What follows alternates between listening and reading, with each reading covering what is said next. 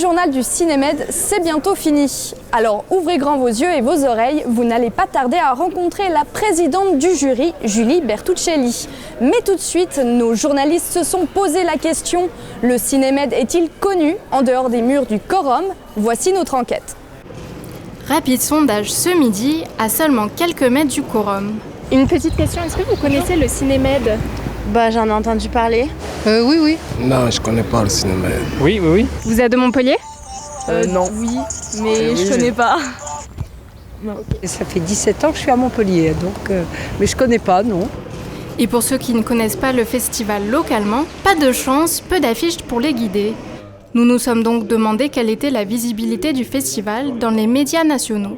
Parmi les grands noms de la presse généraliste, nous n'avons trouvé aucun article. Dans les revues de cinéma, là le festival est connu. Un rayonnement limité que le directeur du Cinémed explique par un manque de moyens. Il n'y a pas de visibilité suffisante, c'est évident, mais il y a un travail de conquête de nouveaux publics qu'on a mis en place depuis 4 ans qui commence à porter ses fruits. Selon lui, le Cinémed serait le 4e festival de cinéma en France, avec 60 000 visiteurs chaque année. L'atout du festival, sa réputation à l'étranger. Cette journaliste travaille pour une radio arabophone. Elle nous explique que le Cinémed offre la possibilité aux cinéastes de contourner les censures. C'est une façon aussi de travailler son film, de vivre son film, d'exprimer à travers ce film tout ce qu'on a envie d'exprimer et de le projeter pour qu'un grand nombre de téléspectateurs puissent le voir. Le Cinémed séduit ceux qui le fréquentent. Il existe et se défend dans un environnement concurrentiel. En France, on dénombre plusieurs centaines de festivals de cinéma.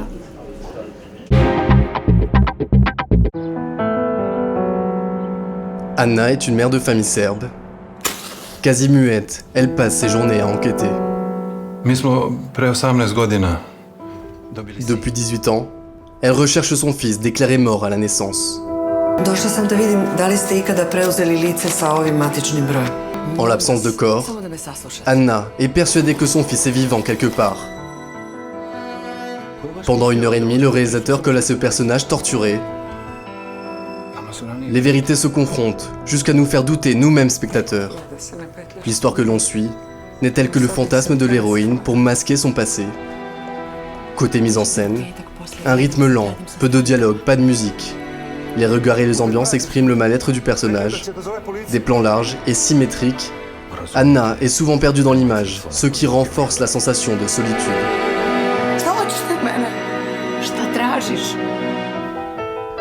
Stitches, de Miroslav Terzic, est en compétition dans la catégorie long métrage.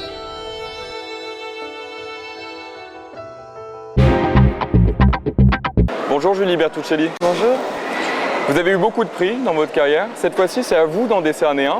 Comment est-ce que vous envisagez ce rôle de présidente du jury? Oui, j'ai eu plein de prix, mais justement, c'est d'autant plus difficile après d'en donner parce qu'on sait à quel point c'est important d'en recevoir. Mais c'est toujours très dur parce qu'on sait bien que c'est qu'un choix subjectif au milieu de plein de films qui seront sûrement tous très bien. Voilà, et donc... Il y aura un coup de cœur peut-être? Oui, j'espère qu'il y aura un coup de cœur. J'espère.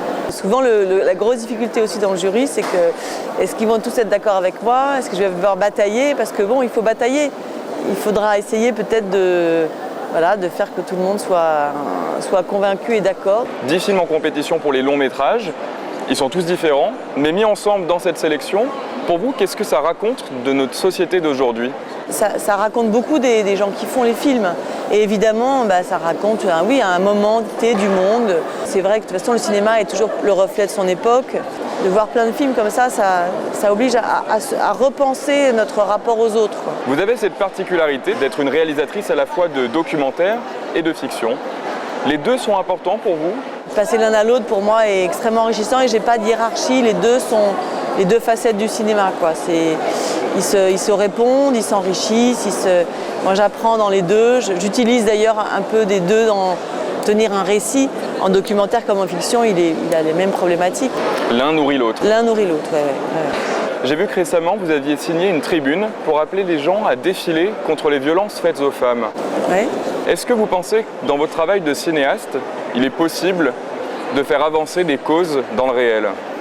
Je pense que le cinéma peut faire bouger, mais parce qu'il touche le cœur, parce qu'il est là pour parler des sentiments et pour essayer de sensibiliser par autre chose que l'intellect, par l'intime et le sentiment. Donc évidemment que ça fait bouger différemment.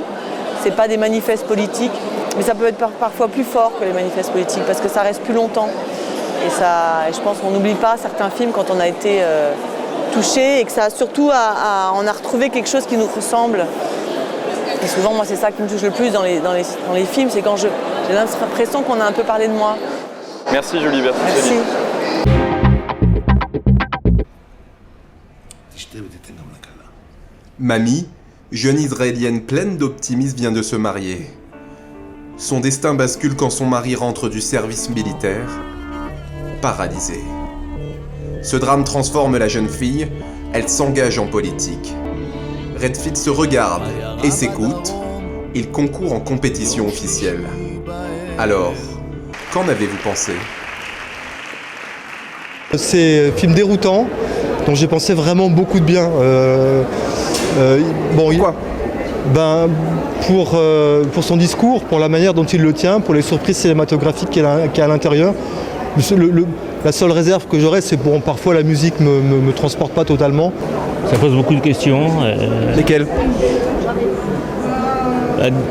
Déjà, comment un film comme ça puisse être financé en partie par le ministère de la Culture israélienne. C'est dérangeant, c'est troublant. Moi, parfois, ça me fait peur. Qu'est-ce qui vous a le plus troublé ? La dureté de l'ensemble de l'histoire, la dureté des personnages, les événements. Et voilà, c'est tout pour aujourd'hui. On se retrouve demain pour un nouveau journal. En attendant, je vous souhaite une très belle soirée et un bon film.